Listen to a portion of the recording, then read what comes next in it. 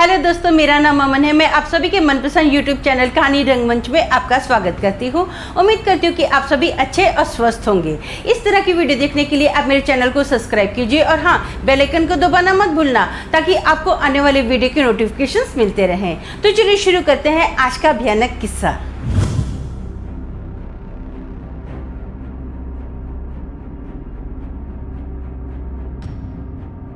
दोस्तों, आज का जो किस्सा है ना, ये गुजरात में गोवलज का किस्सा है। ये जो किस्सा है ना, बहुत साल पुराना है। एक बार क्या होता है, चंदन नाम का एक लड़का ना अपने घर की ओर रवाना होता है। रात का वक्त होता है, पूरा अंधेरा ही अंधेरा होता है। वो खेतों के बीचों बीच जा रहा होता है अपने घर की ओर।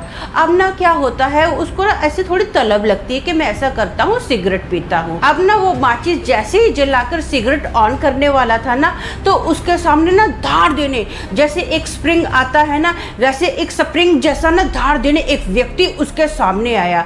वो जो व्यक्ति है ना, देखने में बहुत ही लंबा चौड़ा व्यक्ति है। उस व्यक्ति ने ना काले कलर का एक चोगा पहना हुआ है। उसका जो चेहरा है, बहुत ही खूंखार सा चेहरा दिख रहा है। वो जो व्यक्ति है ना, थोड़ी सी भारी आवाज में चंदन के पास आकर बोलता है, मुझे भी सिगरेट पीनी है। तो चंदन ना उस व्यक्ति को देखकर थोड़ा घबरा जाता है, टेंशन में आ जाता है कि ये कैसे बोल रहा है और देखने में भी थोड़ा अजीब सा लग रहा है। अचानक से धार देने मेरी आंखों के सामने आ गया। पहले तो पूरा रास्ता साफ था, कुछ भी नहीं था, ये कैसे अचानक से आ गया। चंदन अपने कांपते हुए हाथों से ना उसके सामने सिगरेट आगे कर देता है। वो जो व्यक्ति है ना, सीधा एक सिगरेट उठाता है और पीना स्टार्ट कर देता है। ये जो व्यक्ति है ना, एक ही कश में आखिरी सिगरेट खत्म कर देता है। वो चंदन से दूसरी सिगरेट मांगता है, बोलता है, मुझे और सिगरेट दो। तो चंदन फिर से उसको सिगरेट देता है। ये दूसरी सिगरेट पीता है, तीसरी सिगरेट पीता है। ऐसा करते करते ये जो व्यक्ति है ना, 19 सिगरेटें खत्म कर चुका होता है। लेकिन जो चंदन होता है, उसकी तो पहली सिगरेट अभी तक खत्म नहीं हुई होती है। चंदन को ये देखकर बड़ा अजीब लगता है। वो घबरा जाता है, टेंशन में आ जाता है। चंदन समझ जाता है कि ये जो व्यक्ति है कोई आम खास व्यक्ति नहीं है। आज जरूर उसका सामना किसी डरावने व्यक्ति के साथ हुआ है। चंदन बहुत ज़्यादा घबराया होता है। जैसे ही इस व्यक्ति ने 19 सिगरेटें ख़त्म कर दी ना, तो ये चंदन से और सिगरेट मांगता है। तो चंदन बोलता है इसको, मेरे पास और कोई सिगरेट नहीं है, सारी सिगरेटें ख़त्म हो गई हैं, अब मैं जाऊँ? तो ये जो व्यक्ति होता है ना, बड़ी सी खूंखार भारी आवाज़ में बोलता है, हाँ जाओ अपने घर, लेकिन पीछे पलट के मत देखना। तो ये चंदन होता है ना, ये डर के मारे ना सिर्फ ऐसे मुंडी हिलाता है, हाँ हाँ हाँ मैं नहीं देखूंगा, मैं नहीं देखूंगा। चंदन बहुत ज़्यादा घबराया हुआ होता है, पूरा पसीने पसीने होता है, हाथ पैर काँप रहे होते हैं, पैरों में जान नहीं होती है। फिर भी चंदन क्या करता है, बहुत मुश्किल से अपने पैरों को घसीटता हुआ ना वहाँ से निकलता है। खेतों के बीचों बीच से निकलता है। चंदन पलटी मार के एक भी बार नहीं देखता है। रात का वक्त होता है, अपने घर पर आता है और सीधा लेट जाता है। जैसे ही सुबह होती है ना, तो घर वाले देखते हैं कि चंदन को तो बहुत ज़्यादा बुखार आया हुआ है। चंदन ना अपने साथ खेत में हुई घटना के बारे में बताता है। ये जो बात है ना, अब गांव में जितने भी बुजुर्ग लोग होते हैं सब तक फैल जाती है।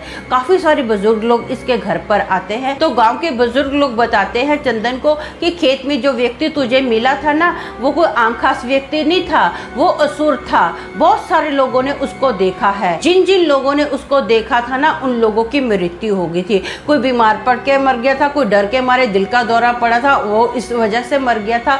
अच्छा हुआ तूने उस व्यक्ति को पलट के नहीं देखा। अगर तू उस व्यक्ति को पलट के देखता ना, तो वो जो असुर था ना, धीरे धीरे वो अपना जो साइज था ना लंबा होता जाता, वो असुर बढ़ता जाता और उसका जो चेहरा था बहुत ही डरावना हो जाता। उस असुर को देखकर तुझे दिल का दौरा भी पड़ सकता था, कुछ भी हो सकता था। अच्छा है तेरी जान बच गई। तो चंदन को ना कुछ दिन तो बुखार रहता है, उसके बाद उसका बुखार उतर जाता है। लेकिन चंदन रात के वक्त अब उन खेतों से नहीं होकर आता था। दिन के वक्त भी चंदन जब उन खेतों से होकर आता था ना, तो वो धीरे धीरे नहीं आता था, बल्कि भाग भाग कर आता था ताकि वो असुर उसको ना मिल जाए। चंदन जब तक इस धरती पर रहा, उसने तब तक ऐसा ही किया।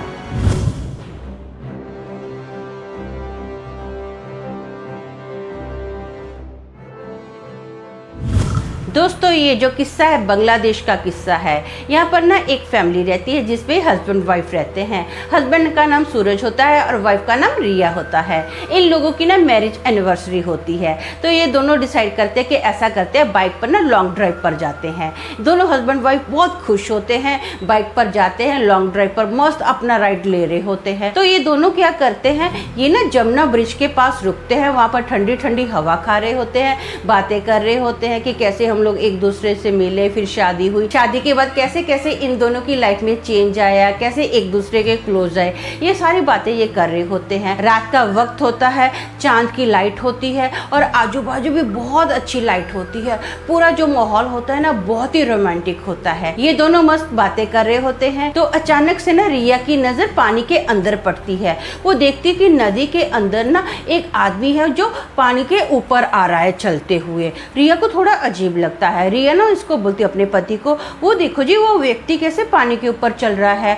तो जो इसका पति होता है ना उसको देखते तो वो बोलता है कि शायद ये तैर रहा होगा पानी के अंदर। अब क्या है ज़्यादा तो इतना डीप नहीं है इसलिए ये पानी के ऊपर तैरता हुआ आ रहा है। तो ये बोलते अच्छा ठीक है ठीक है। अब दोनों ये ना उस व्यक्ति को देख रहे होते हैं हस्बैंड वाइफ। वो जो व्यक्ति पानी के अंदर से निकला हुआ होता है ना, वो व्यक्ति क्या करता है, वो व्यक्ति ना ऐसे चलना स्टार्ट कर देता है जैसे कोई जानवर नहीं चलता है, जैसे कुत्ते बिल्ली अपना हाथों पैरों के बल चलते हैं ना, वो ऐसे भागना स्टार्ट कर देता है ज़मीन के ऊपर। ये दोनों ना ये देखकर बहुत ज़्यादा घबरा जाते हैं। हस्बैंड वाइफ एक दूसरे का मुंह देखते हैं कि ये कैसे हो सकता है, एक हट्टा कट्टा आदमी जानवर के जैसा कैसे चल सकता है। अब उस व्यक्ति की जो पानी से निकला था ना, उसकी नज़र दोनों हस्बैंड वाइफ पर पड़ती है। वो रिया और सूरज को देख लेता है। वो जो व्यक्ति है ना एक खड्डे के अंदर समा जाता है।